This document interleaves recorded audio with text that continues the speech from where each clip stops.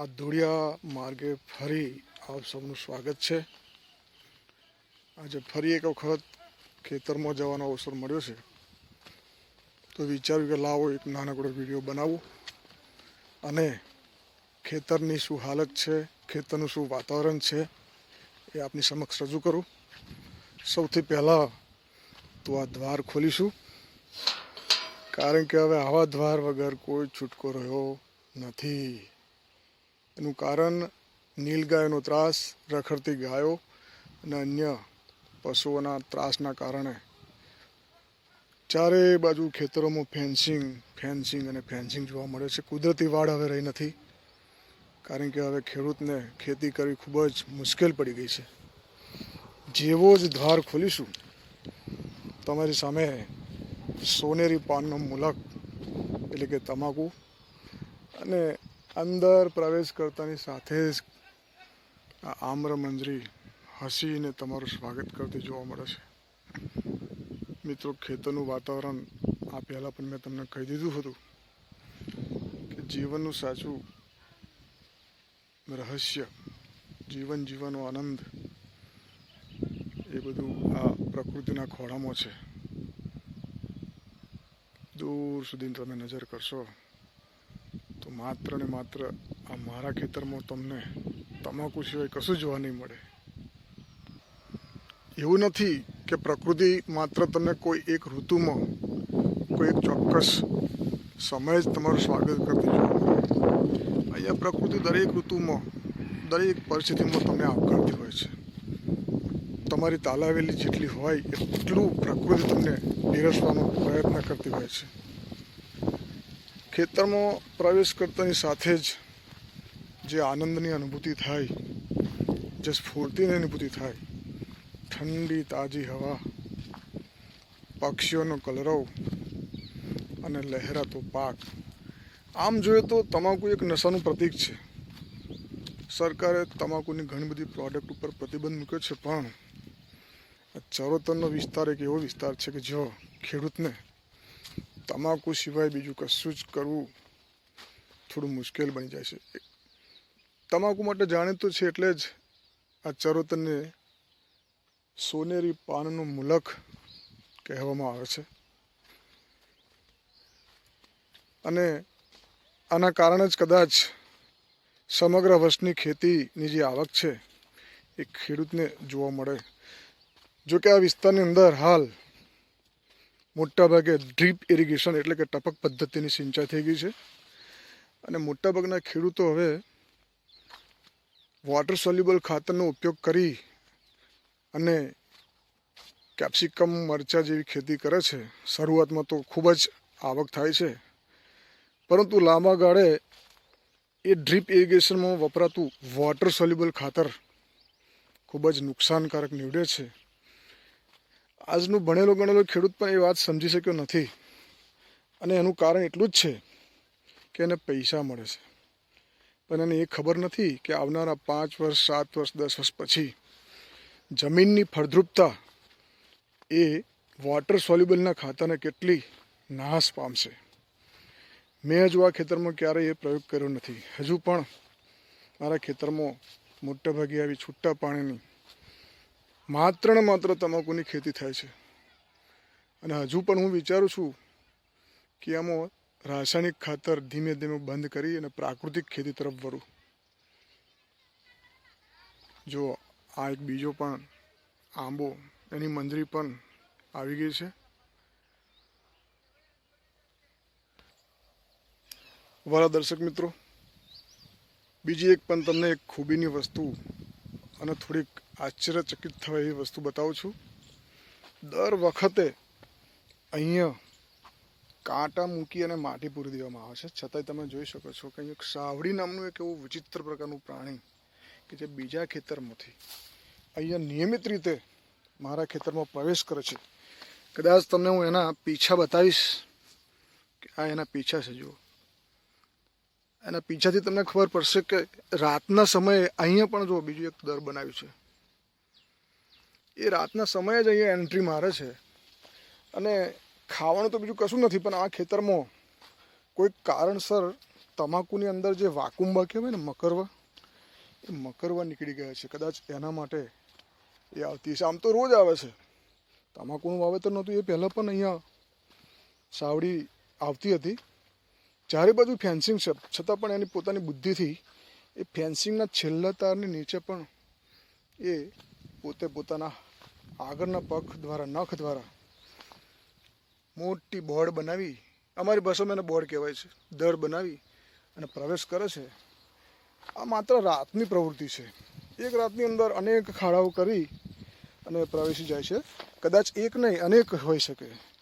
અહીંયા તમે જોઈ શકો છો કેટલા બધા પીછા એના પડ્યા છે. જુઓ, કેટલાક વિસ્તારોમાં આવા પ્રાણીઓનો શિકાર કરવામાં આવે છે અને ભોજન માટે પણ એ સારું ના કહેવાય. પ્રકૃતિનો એક જ ભાગ છે આ. અને આવું સુંદર મજાનું પ્રાણી જોવા મળે પણ ક્યારે? રાત્રે મળે. અહીંયા માત્ર પીછા જોવા મળે છે. એ પ્રાણીને જોવું હોય તો ભાગ્યે જ તમને દિવસે જોવા મળે. રાતનો રાજા છે આ પ્રાણી. આખા ખેતરની અંદર તમે જો દૂર સુધી, આ 4 વીઘાનું જે ખેતર છે ને, દૂર આખા ખેતરમાં આખી રાત ફરશે. ફરી પાછું એ ઝાડીઓમાં, જોકે મારી બાજુ કોઈ ઝાડી છે નહીં, કારણ કે મેં મોટાભાગના વૃક્ષો નવા રોપ્યા છે, પણ બાજુના ખેતરમાં આ ઝાડીમાં એ આખો દિવસ આરામ કરે ને પછી રાત્રે ફરી પાછું પોતાનું સામ્રાજ્યમાં આવી જતું હોય છે. ઉપરનો જે ભાગ દેખાય છે એ માત્ર પ્રથમ વખત એમાં તમાકુની ખેતી કરવામાં આવી છે. એ પહેલો પડતર વિસ્તાર હતો. અહીં તમે જોઈ શકો છો, અહીંયા અંડરગ્રાઉન્ડ વોટર લાઈન નાખેલી છે પીવીસીની, અને એક ક્લોક મૂકેલો છે અને એક બીજો ક્લોક ઉપર મૂકેલો છે, જેના કારણે એ ઉપર પાણી ચડી શકે. અહીંયાથી આપણે ઉપર ચડીશું. આ જે ખેતર દેખાય છે એમાં પ્રથમ વખત તમાકુની ખેતી કરવામાં આવે છે. આખું પડતર ખેતર જે છે એ અમારા પિતાજી અને દાદાજીએ માત્ર ને માત્ર બળદો બાંધવા માટે, દરેક ઋતુમાં એના ઘાસ માટે ઉપયોગ લેવા માટે પડતર રાખ્યું હતું. પરંતુ દાદાજી પિતાજીના મૃત્યુ પછી આ પડતર જમીનની અંદર રખડતા ઢોર, ઘેટા બકરા ચરાવવાવાળા અવારનવાર આવતા હોય, ગોરસ આંબલી અને અન્ય વૃક્ષોના ડાળ કાપી અને આ જ જગ્યા પર ખવડાવી અને એ નીકળી જતા હોય છે.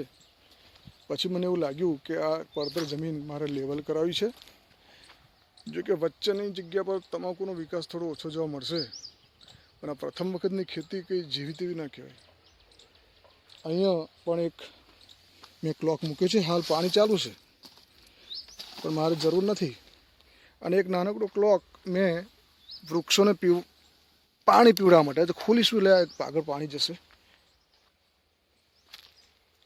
અને ગયા ચોમાસામાં જ આ મોસંબી છે.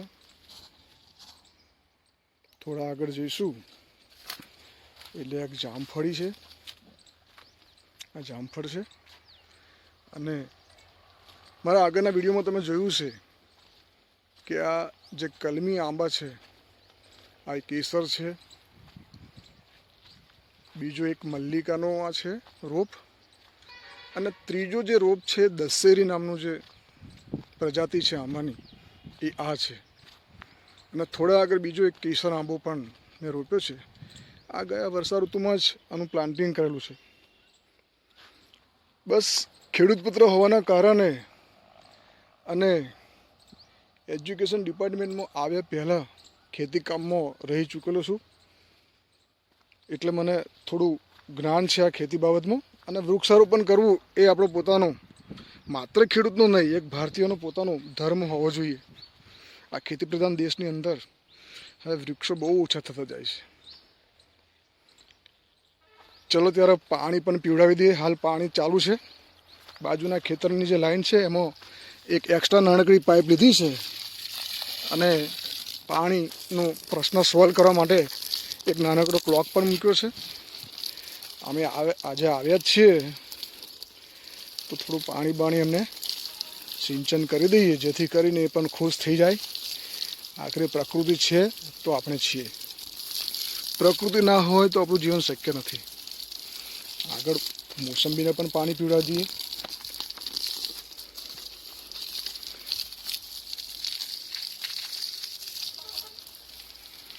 મિત્રો 2 થી 3 મોસંબીના ફળ આવેલા, પરંતુ અહીંયા તમાકુમાં કામ કરવાવાળા જે મજૂર લોકો આવે એમની સાથે નાના નાના બાળકો આવતા હોય છે, અને નાના નાના બાળકોએ રમતમાં 3 મોસંબીના ફળ અહીંયાથી લઈ લીધા છે, તોડી લીધા છે. જો કે નિર્દોષ બાળકો છે, કામ કરવાવાળા કામ કરતા હોય, એમનું ધ્યાન ના હોય, અને આપણને પણ એવો સમય ના હોય. તમાકુની ખેતી છે એટલે અવારનવાર પીલાનું કામ કરવા માટે અહીંયા માણસો આવતા હોય. પ્રફુલ્લિત છે મોસંબીનો આ નાનકડો રોપો. હવે એટલો બધો ખુશ થઈ ગયો છે, એટલું બધું ખુશ થઈ ગયો, કેટલું હસે છે. જો એનું હાસ્ય કદાચ એની પોતાની એક આગવી ઓળખથી આપણને આપી શકે કે અત્યારે હું ખુશ છું.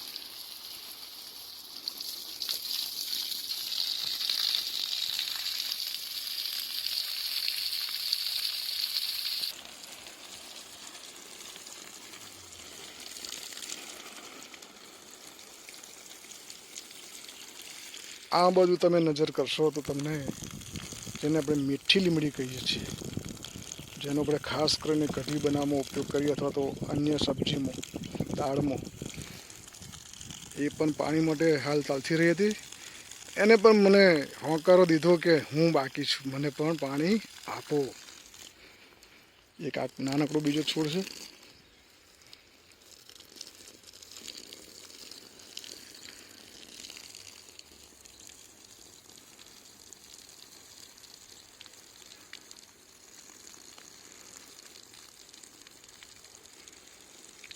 આમે પાણી આવી જ ગયું છે અને હું પણ ખેતરમાં આવી ગયો છું. તો મને એમ થયું કે ચાલો હવે બધા જ વૃક્ષોને આ પાઇપ જ્યાં સુધી લાંબી થશે ત્યાં સુધી સિંચન કરી દઉં.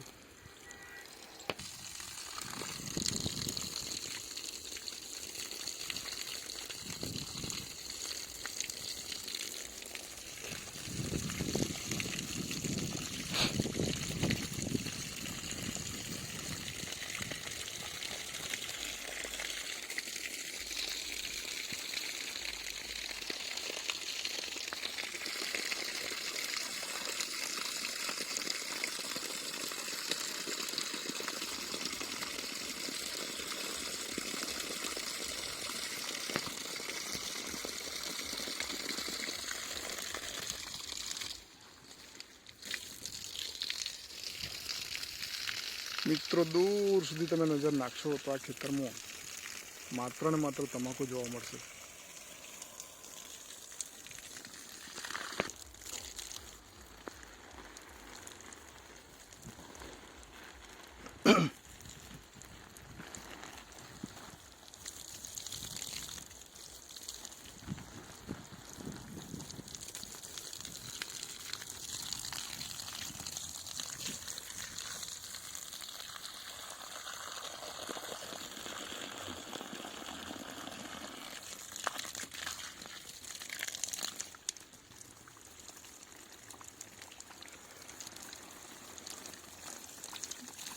બાળપણમાં દાદાજી હંમેશા કહેતા કે કોઈ પણ વૃક્ષ તમે વાવો તો એ વૃક્ષ તમને ફળ આપશે એનો વિચાર ક્યારેય ન કરવો. કારણ કે એ દાદા કહેતા કે મારા દાદાએ જે આંબા વાવેલા એની કેરીઓ અમે ખાતા હતા, અને અમારા દાદાની વાવેલા આંબાની કેરી અમે ખાતા હતા. કદાચ આવનાર પેઢી આ વાતને સમજે કે વૃક્ષો માત્ર કોઈ એક વ્યક્તિની જવાબદારી નથી. જો અહીંયા પણ સાવડીના પીછા પડ્યા છે.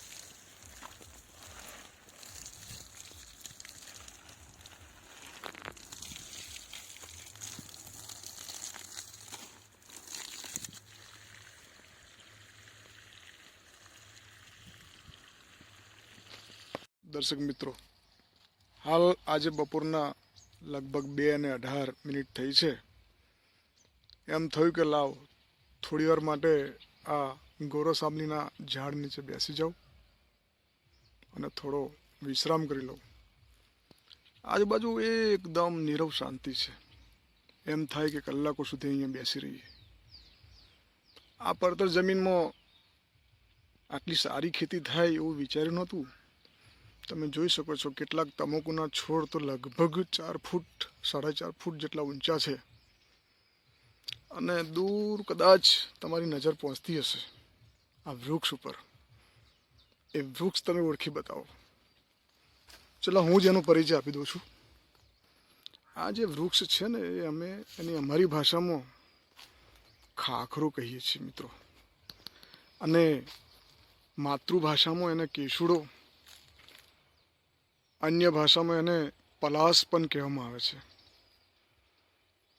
ધ્યાન મગ્ન ઋષિની જેમ હાલ તો એ બિલકુલ શાંત છે આ કેસુડાનું વૃક્ષ. પણ જેવો મહા મહિનો પૂરો થશે અને ફાગણ મહિનાની શરૂઆત થશે ત્યાર પછી આ વૃક્ષ પોતાનું અસલ સ્વરૂપ બતાવશે. પછી એ પોતે એક અલગ વાઘા પહેરીને તમારી સામે ઊભો હશે, કેસરિયા વાઘા. આ વિસ્તારની અંદર 20 વર્ષ પહેલા તો ઘણા બધા એવા વૃક્ષો હતા, આ પલાસના, ખાખરાના, કેસુડાના. આ થોડો વચ્ચે હતો છતાં પણ મેં એને કાઢ્યો નથી, કારણ કે આ વિસ્તારમાં આ મારા ખેતરમાં એક અને એક સામે બીજું એક, આ બે જ માત્ર કેસુડાના વૃક્ષો રહ્યા છે. તો મને એમ થયું કે આવા અત્યંત દુર્લભ પ્રજાતિના, હાલ જે મૃતપ્રાય થઈ ગયા છે એવા વૃક્ષોને બચાવવાની આપણી પોતાની એક ફરજ છે. કેસુડો જેનું નસીબ હોય ને એને જ જોવા મળે. જો કે પંચમહાલના સંતરામપુરના વિસ્તારમાં તમને અઢળક જોવા મળશે, પણ ચરોતરની અંદર કેસુડાનો જે વિસ્તાર છે એ વિસ્તાર ખલાસ થઈ ગયો છે.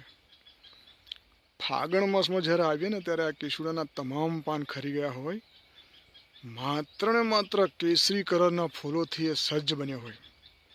હાલ ધ્યાનમગ્ન ઋષિની જેવો લાગતો કેસુડો ફાગણ માસમાં કોઈ વીર પુરુષની જેમ યુદ્ધ માટે સજ્જ થયો હોય એમ તમારું સ્વાગત કરતો ઊભો જોવા મળશે.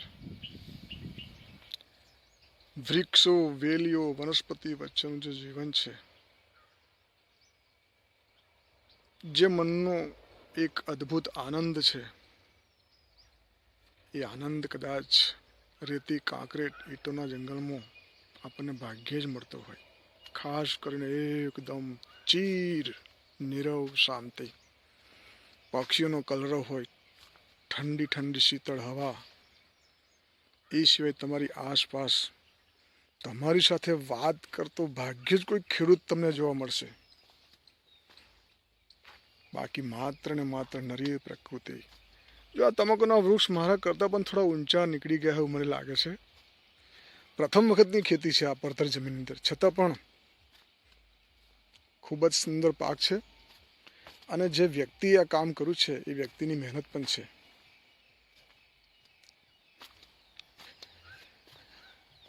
હાલ આ વિસ્તારમાં લગભગ 80% ફેન્સિંગ વાળા ખેતરો થઈ ગયા છે, તારની વાડવાળા ખેતરો. કારણ કે રખડતી ગાયો, નીલગાયોનો ત્રાસ અને ખાસ કરીને ભૂંડ ખૂબ જ વધી ગયા છે આ વિસ્તારમાં. તમે જોઈ શકો છો મારા આ આખા ખેતરની અંદર મેં લોખંડની એંગલો અને ટાટાની આખી ફેન્સિંગ વાપરેલ છે. જો દૂર સુધી તમે જોઈ શકો છો. કદાચ હું તમને ઝૂમ કરીને બતાવું તો પણ તમને એનો ખ્યાલ આવી શકે કે નીલગાયો, રખડતી ગાયો અને અન્ય પશુઓના કારણે આટલી સુરક્ષા કરવામાં આવી છે, છતાં સાવડી જેવા પ્રાણીઓ અંદર ઘૂસી જાય છે. જો કે નિર્દોષ પ્રાણી છે, બીજા ખાસ પ્રકારના પાકને કોઈ નુકસાન કરતું નથી, પણ આ સુરક્ષા હવે જરૂરી થઈ ગઈ છે. કેટલીક જગ્યાએ બિયારણ માટે એના ફૂલ અને ફળ પણ સાચવી રાખવામાં આવ્યા છે, જેથી કરીને આવતા વર્ષે સુંદર મજાનું બિયારણ તૈયાર કરી અને તમાકુનું ધરું વાવી શકાય.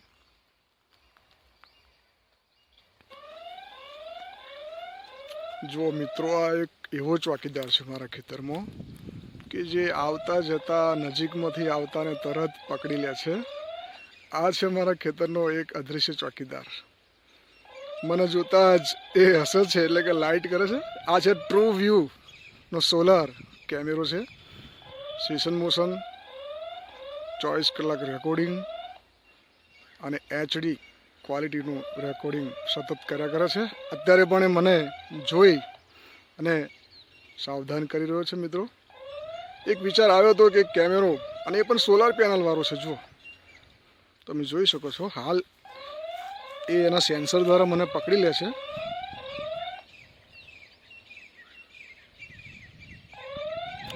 નાનકડી સોલાર પેનલ મારી છે. એક SD કાર્ડ છે, બીજું એક સિમ કાર્ડ છે, પણ ચાલે છે, સરસ ચાલે છે.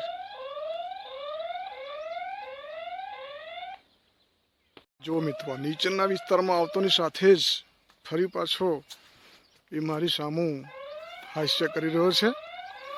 આ તો થઈ વિજ્ઞાન અને ટેકનોલોજીની વાત. આ પણ જરૂરી છે. જો આપણી પાસે વ્યવસ્થા હોય તો આ એક એવો ચોકીદાર છે જે તમારી 24 કલાક ખેતરની રક્ષા કરશે અને તમારા મોબાઈલમાં જ તમને બધી જ માહિતી રજે રજની પહોંચાડશે. મિત્રો, વાતો તો ઘણી બધી છે, પણ કદાચ વિડીયો લાંબો થઈ જાય એ હેતુથી હવે રજા લઉં છું. આવા જ ધોળિયા માર્ગે ફરી પાછા ભેગા થઈશું જ્યારે પણ સમય મળશે ત્યારે. વિડીયો બનાવવાનો હેતુ કોઈ બીજો છે નહીં, બસ આનંદ છે. વિડીયો બનાવવાનો શોખ છે અને કંઈક નવું મળે તો તમારી સામે મૂકવાનો આનંદ. આ વિડીયો ગમે તો ચોક્કસ લાઈક કરજો, શેર કરજો